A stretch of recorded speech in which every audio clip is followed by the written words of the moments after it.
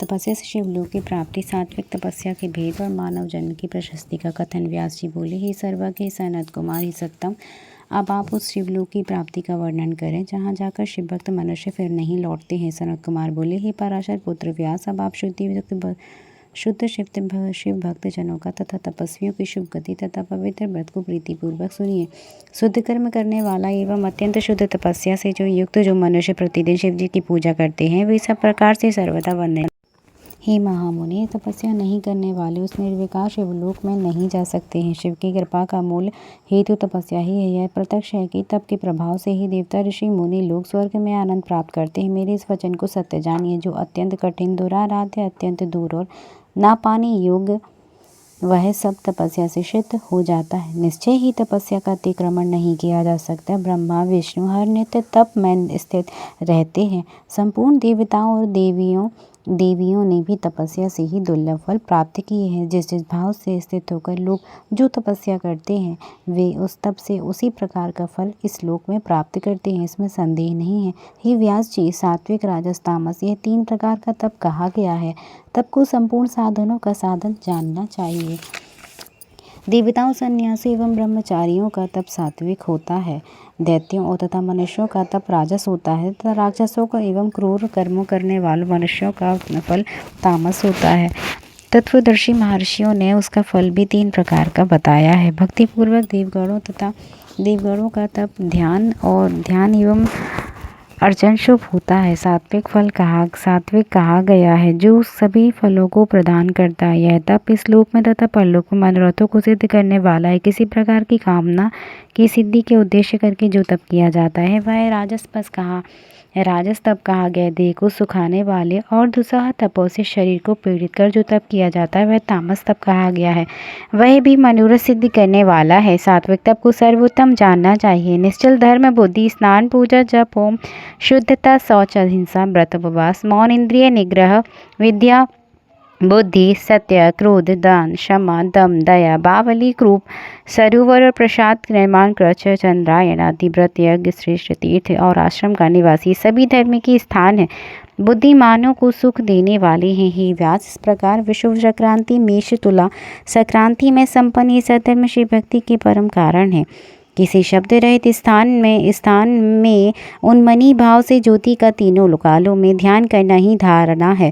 रेचक, पूरक, कुंभक, यह 3 प्रकार का प्राणायाम कहा गया है। प्रत्याहार द्वारा इंद्रियों का निरोध और नाड़ी संचार का ज्ञान होता है। तुरीय अवस्था होती है। अणिमादि अष्ट सिद्धियों को प्राप्त करना अधो औषधि, अधो बुद्धि है। इसमें पूर्व उत्तम भेद कहे गए हैं, जो ज्ञान विशेष के साधन है। काष्ठावस्था, मृतावस्था, हरितावस्था, ये 3 अवस्थाएं कही गई हैं। ये अवस्थाएं अनेक उपलब्धियों वाली तथा सभी पापों को विनष्ट करने वाली हैं। नारीशय्या, पान, वस्त्र, धूप, सुगंध, चंदन आदि का लेप, तांबुल भक्षण, 5 राजेश्वरी विभूतियाँ, सुवर्ण की अधिकता, तांबा, घर, रत्न, धेनु, वेद शास्त्र का पांडित्य, गीत, नृत्य, आभूषण, शंख, बीड़ा, मृदंग, गजेंद्र, छत्र, चामर, ये सभी भोग स्वरूप हैं। इनमें विषयों में आसक्ति प्राणी ही अनुरक्त होते हैं। हे मुनि, ये सभी पदार्थ दर्पण में पड़े प्रतिबिंब के समान अवास्तविक है और आभास मात्र है। तथापि इनमें यथार्थ बुद्धि करके संसारी पुरुष तेल के समान बारंबार से संसार चक्र से पेरा जाता है और माया उसे अज्ञान से मोहित कर लेती है।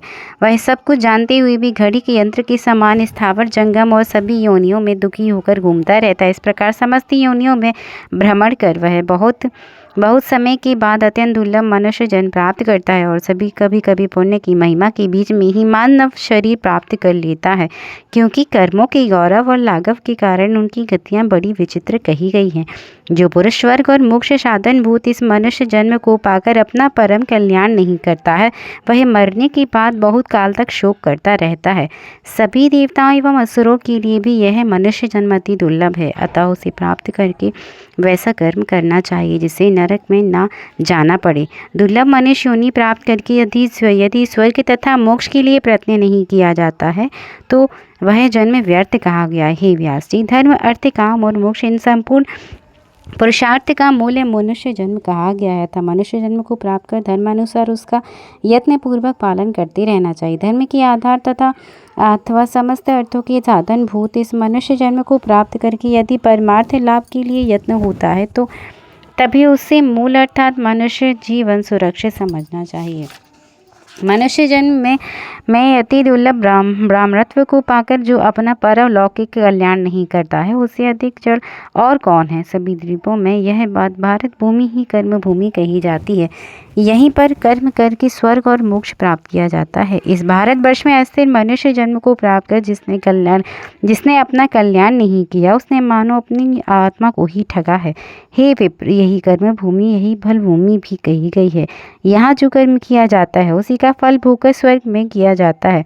फल भोग स्वर्ग में किया जाता है। जब तक शरीर स्वस्थ रहे तब तक धर्म आचरण करते रहना चाहिए, क्योंकि अस्वस्थ हो जाने पर दूसरों के द्वारा प्रेरित किए जाने पर भी मनुष्य भी कुछ भी करने में समर्थ नहीं होता।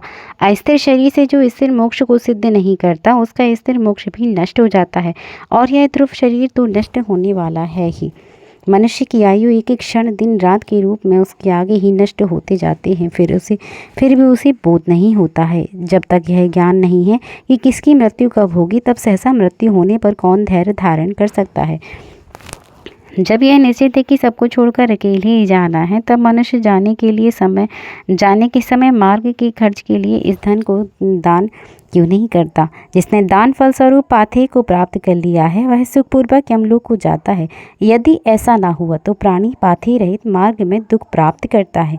हे व्यास, सभी प्रकार से जिसके पुण्य परिपूर्ण है उसको यह स्वर्ग मार्ग में जाते समय पग पग पर लाभ होता है।